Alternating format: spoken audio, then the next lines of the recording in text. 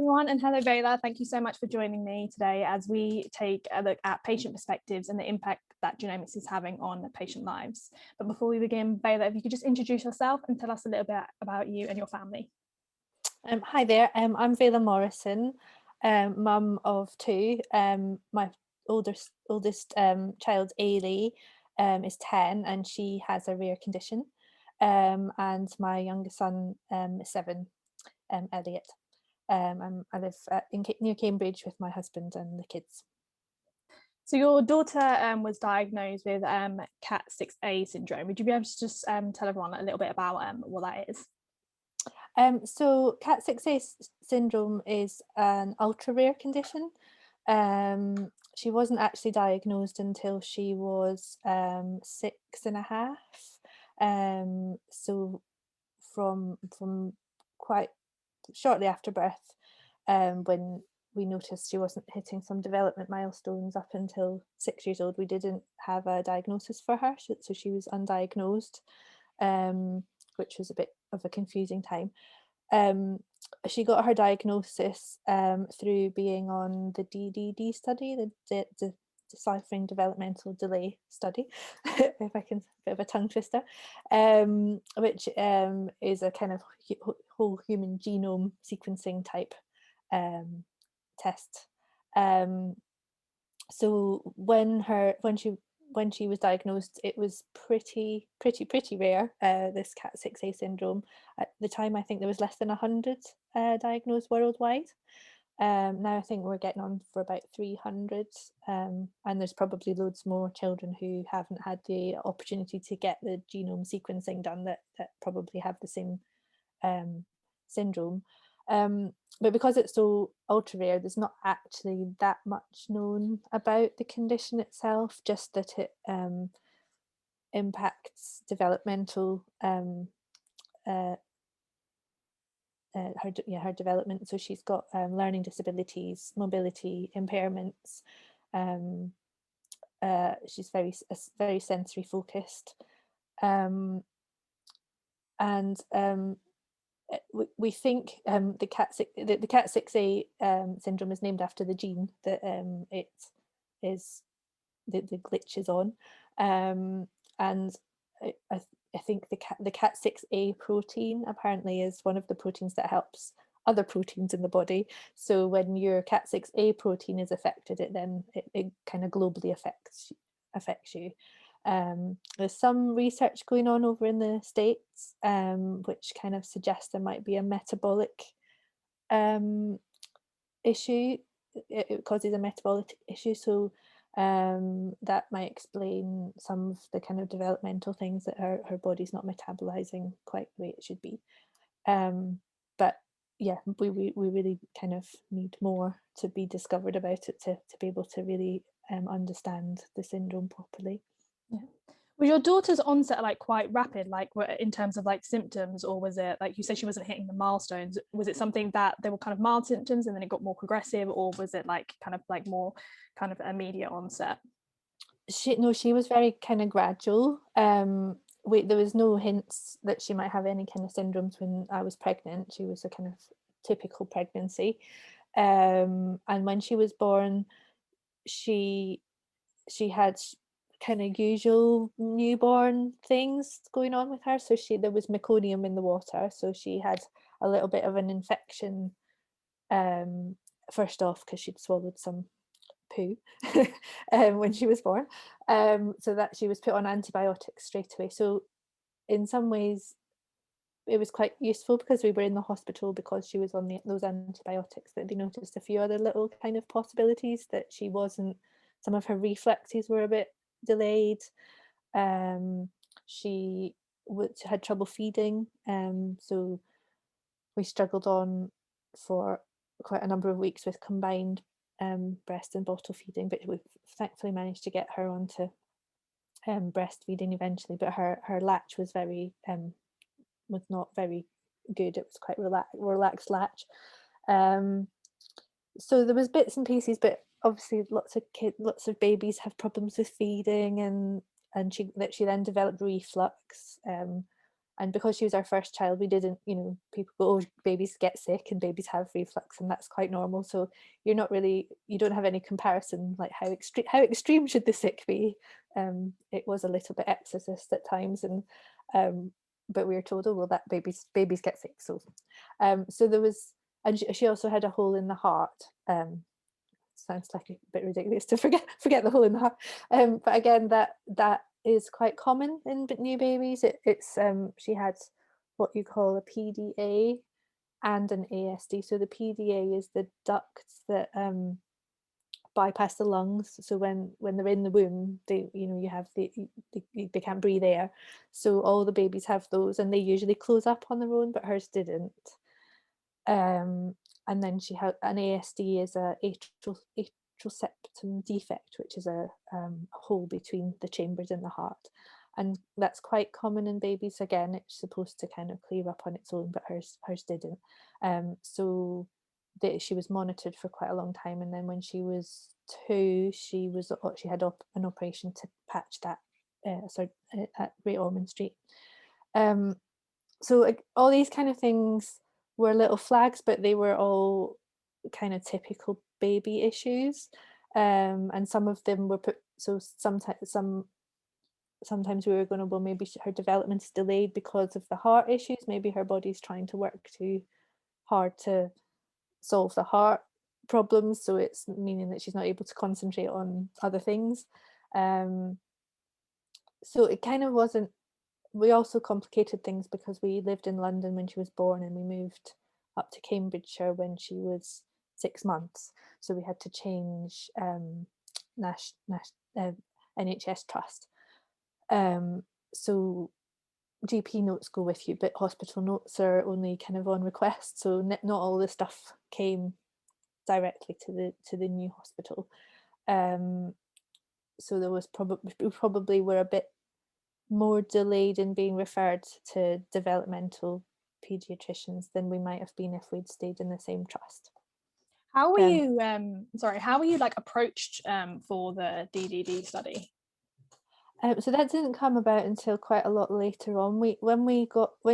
Once we kind of settled in the new trust, and she kind of got her new cardiology consultant and all the I think we really had cardiology at that point as the main one. And he thought, well, actually, maybe developmentally we need to see someone else as well. So we got referred to a developmental pediatrician when she was about a year old, and they kind of thought, yeah, there's something possibly going on. So sort of over the whole of her kind of early years, she has had chromosome tests, she had MRI scans, and she had a microarray test, which is something that the NHS can do. But all of those came back within normal range. So there's kind of a range of what they would consider typical. So once they kind of exhausted all the tests that are standard in the NHS, then they kind of look to these other studies. So that was when we kind of, I think we were then referred to genetics when we were doing the microarray test possibly, and the geneticists, when that came back normal range, they suggested this study. So she was actually about 2.5 by that time, and it's a whole genome thing. So she gives a saliva sample, and we both parents give a saliva sample, and we kind of compare your DNA against her and see if there's any kind of glitches that neither of the parents have that may have caused the issues. And yeah, so that was she was about 2 years old, and we got the result when she was about 6.5. So it was about 4 years on that study. Obviously the human genome is quite a big thing to look at, so it takes quite a long time. But we had kind of almost forgotten that we had gone on the study by the time the results came back, because it was quite a long period between. Yeah, that's like a really long period. It's kind of like, what was like going through your head? I mean, like you said, you kind of forgot that you were even part of that, and then kind of what did you kind of do in like the meantime? Like, you just like carry on, like, and did you forget about it? And well, we, at the same time as we went on the DDD study, we hadn't really been given much support. Like, you know, where do you go when you don't really know, you know, you can't join a specific group for a specific condition or anything.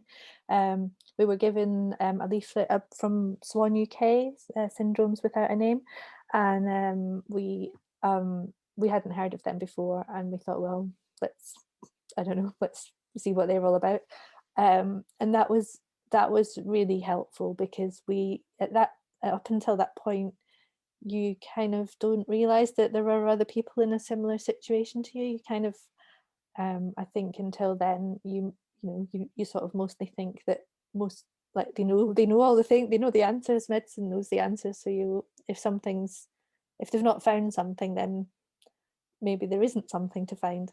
But it turns out there's lots of people who are also have very different situations, but are also not able to find a diagnosis. So it was great to be able to connect with other people who were in a similar position and realize that you weren't alone, and you also weren't imagining things or going crazy. You know, you kind of begin to think, is this us? What have we done? Is there something we've done wrong? Yeah.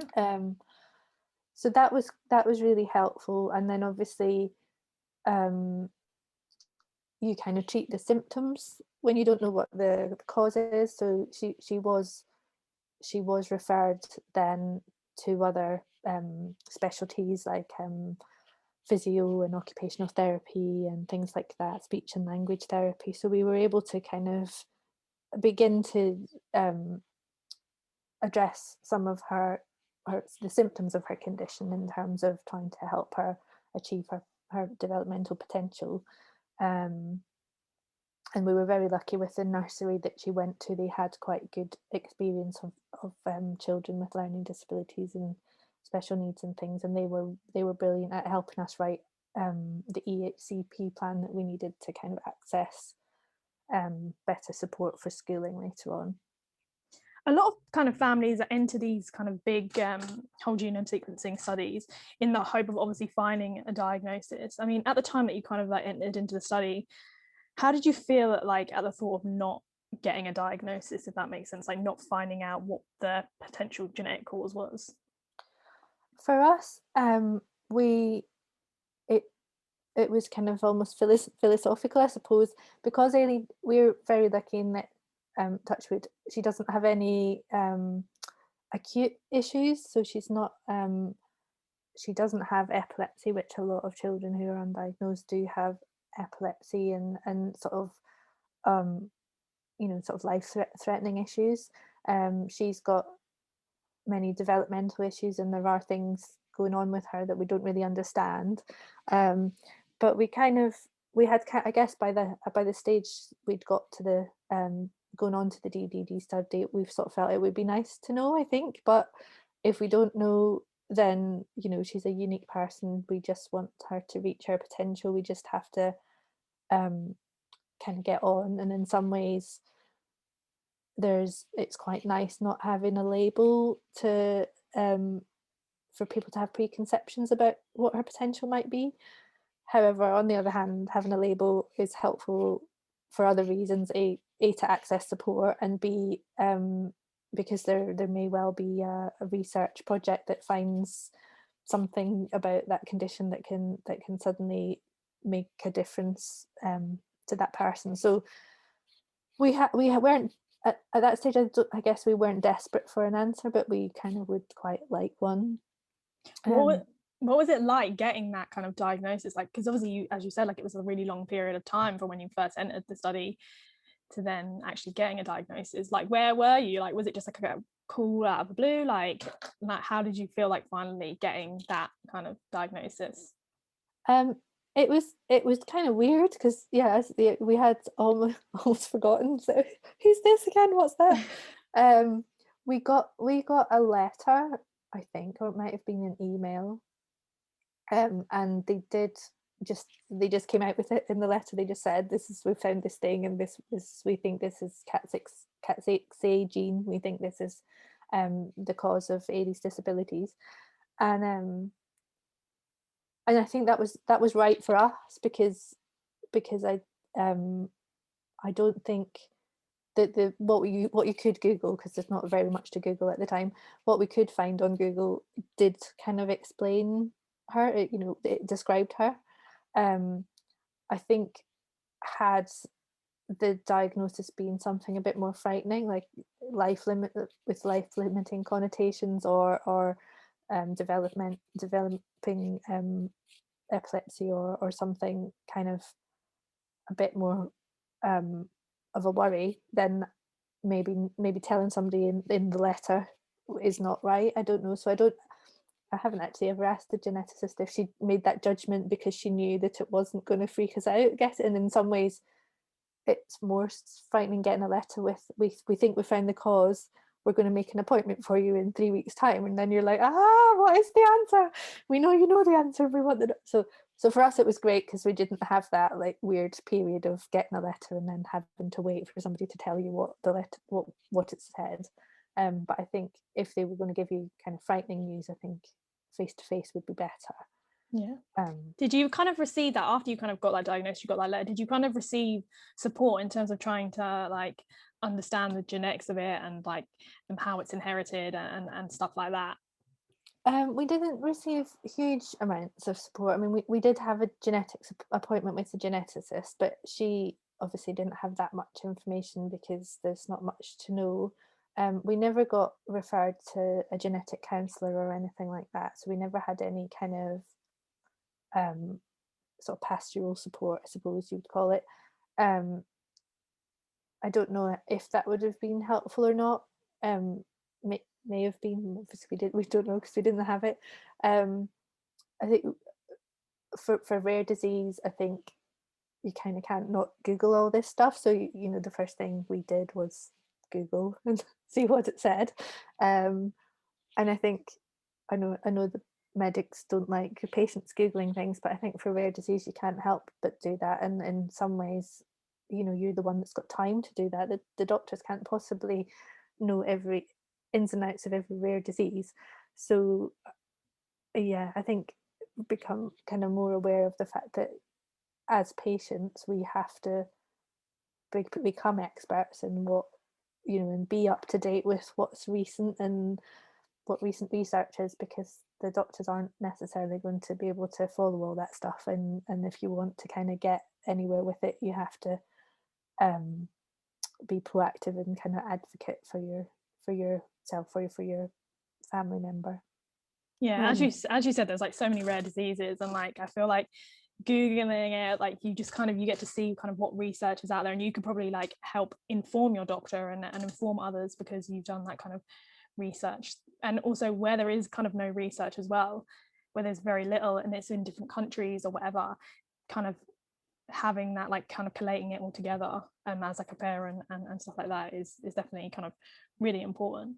But after you kind of received that diagnosis, do you feel like your daughter's care changed in any way, if at all? I mean, did it stay the same kind of thing? Not immediately. Nothing changed immediately. It was just a kind of a new thing to write on the top of the letters, instead of undiagnosed condition. You could write KAT6A syndrome. But we have because of now having a kind of focus for where what we think is causing Eilidh's condition.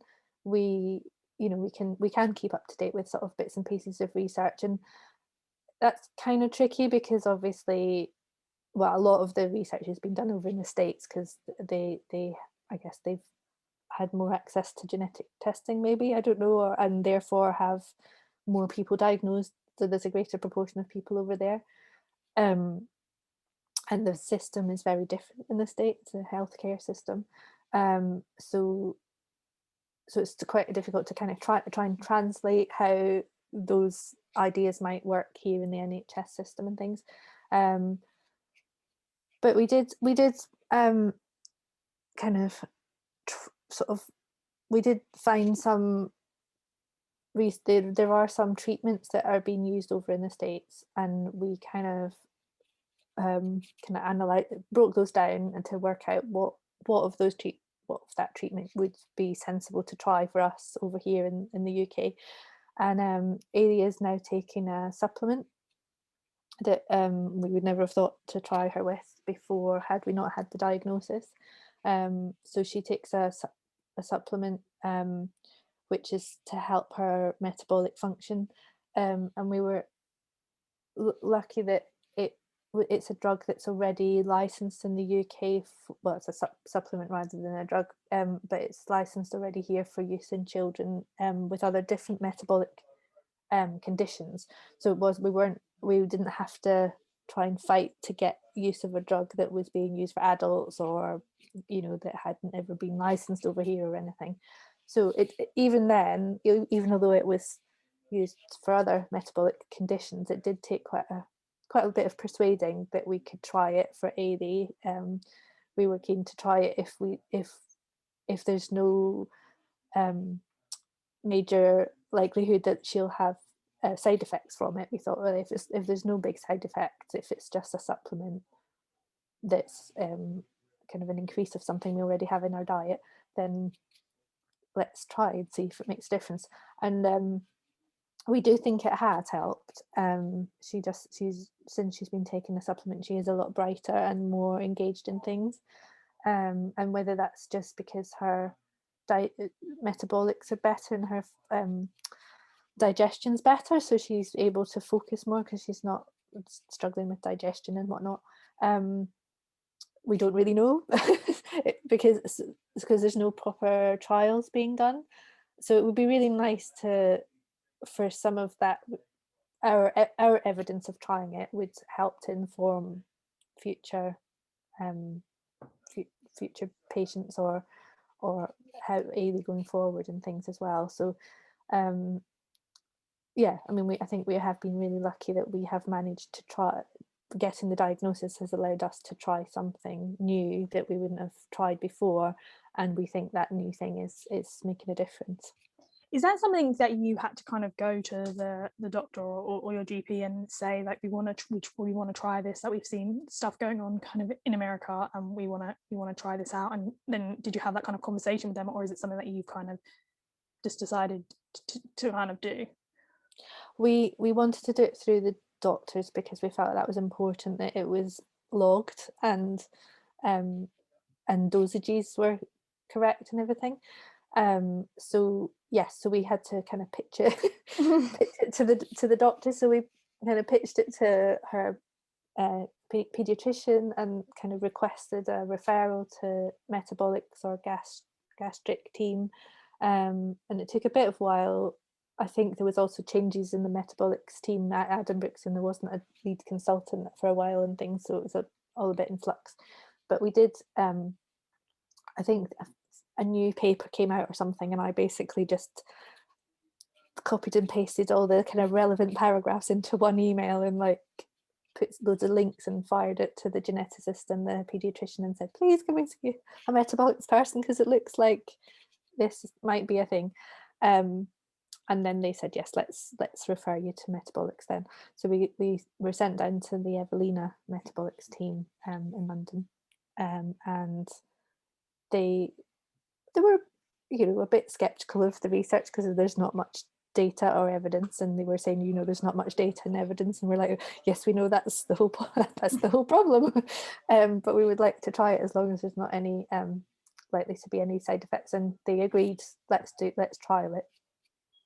So we did I think it was a 3-month trial in the first instance, and if we felt there was a change in her, then we would carry on. So we're sort of, I think, now 18 months into the trial. So yeah, it was basically me kind of gathering my evidence and presenting it to someone and saying, please can we do this, because we think it's we don't think it's a risky thing, and we think you already use this supplement anyway, and why not? I mean, as you said, like, it's kind of a lot of the research is being done kind of in America, and also the kind of main KAT6A support group is based in America. What has it been like for you being able to kind of, also that obviously they're overseas, but like reaching out and kind of getting that support from that group and the research they're doing there, but also what are the kind of challenges of that, because as I said, like, it is overseas and there isn't kind of a base here. So what's that kind of journey kind of been like for you? Yeah, I think it would be really nice to set up a group over here, but there are not that many families, so it's obviously a commitment for someone. um, yeah, I keep thinking maybe I should do something more, but time, it's still not enough time. It is great to have the overarching foundation that it sits in the States, but they kind of are, I guess, an international thing, and they have a website now, and they have a support group on Facebook, and so families can chat to each other, and it's really nice to meet, just to connect with people who are going through similar challenges. It's tricky to kind of translate, the way that it works over there, and people have their individual doctors and they have, therapists, and it all works completely differently. But being part of that main international group did allow us to make connections with people in the UK as well. So we've set up just a Facebook chat group just with the families from the UK. So there's the main one, and I presume other countries probably do a similar thing, in that, like, there's a little subgroup that is UK focused. So that's quite nice as well, because then between us we can kind of try and translate how this research over there, how could we tap into it over here, and how could it benefit our children in the UK. And the other thing is, there's another condition with a very similar name, KAT6B syndrome, which I had wondered whether that was a connected thing because of the name being very similar, and is it just happen to be a neighbouring gene, or are they like genes that work together? And it turns out that the overarching foundation have decided to support both KAT6A and KAT6B, so that suggests that they're a related condition. So again, it might be nice to combine with any people that have that condition in the UK, and then maybe kind of strengthen our numbers and therefore have a stronger voice here in the UK, and advocating for our kids within the NHS system. Obviously, one of the things you kind of said was to do with like time, and I think for a lot of rare disease like families, like, there is kind of that, like, they don't have a lot of spare time. How do you think like organizations and the government can support families like yourselves and kind of like ensure that your voice is heard?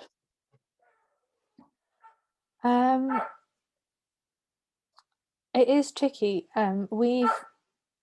I've not committed to do any extra time in setting up a specific KAT6A syndrome group just because of time, but we've been really lucky, I think, lucky in a way to not be diagnosed for such a long time, because we had a lot of support from Swan UK, who are part of the Genetic Alliance, and they obviously do quite a lot of work with the government in terms of rare and undiagnosed conditions and policies and things. And then more recently, after Eilidh was diagnosed, we met the team at Cambridge Rare Disease Network, CRDN, and joined their community group, the Unique Feet group of children. So we've had lots of support kind of from a more general side, so more rare disease rather than specifically KAT6A syndrome. And I think in some ways that can be more powerful, because it's like the whole rare disease community is a much stronger voice than individual syndromes, all kind of trying to vie for to be heard. So at the moment, I think we're kind of more comfortable trying to kind of raise the whole voice, and how I guess it's more about kind of trying to improve coordination and care pathways for anyone with a rare condition, and making sure that everybody gets access to basically a coordinated service. So if you do find yourself needing access to different disciplines, like we were desperate to get to see the metabolics team, that somebody could help enable that for you, and then then it might, maybe it doesn't work out for that particular syndrome, but at least you get somebody trying to coordinate things that might work for you, and then get a sort of proper care pathway together for you. So I think, so that's been quite useful and powerful, and I think I'm keen to kind of continue to try and help try and achieve that somehow. I don't know how we do, but stronger together and all that stuff. Yeah. What have you kind of learned along kind of your journey that you would want to share with other kind of families going through similar things? I think it is about trying to find those other people, because I think finding that you're not the only one is that's amazingly powerful, because I think you do find yourself lost a lot of the time, or confused, or thinking is this a real thing that I need to be concerned about? And being able to ask somebody else who has said a similar thing is really, really helpful. And I think even when you are in a part of such a diverse community, like rare disease community or undiagnosed community, and everybody has very different symptoms, lots of the challenges are the same. Lots of the challenges accessing care through the NHS, or accessing education, the actual kind of have all the hoops you have to jump through and the documents you have to fill in, they can all be very similar. So just reaching out to people, not necessarily with your same condition, if there aren't any local groups that you can, I think has really, really been helpful for me, certainly.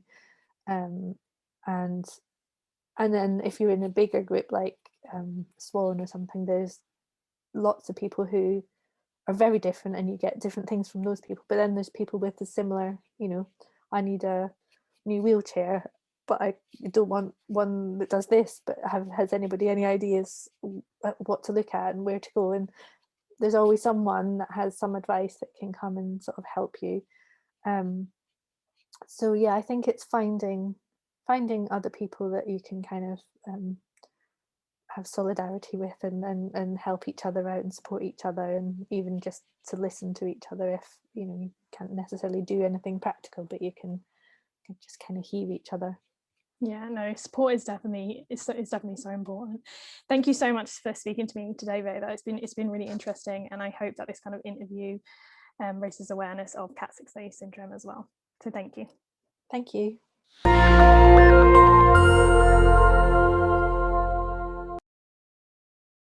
Hello everyone, if you enjoyed this video, then make sure you check out some of our other videos in our series by subscribing below or going to our website, frontlinegenomics.com. I hope you enjoy.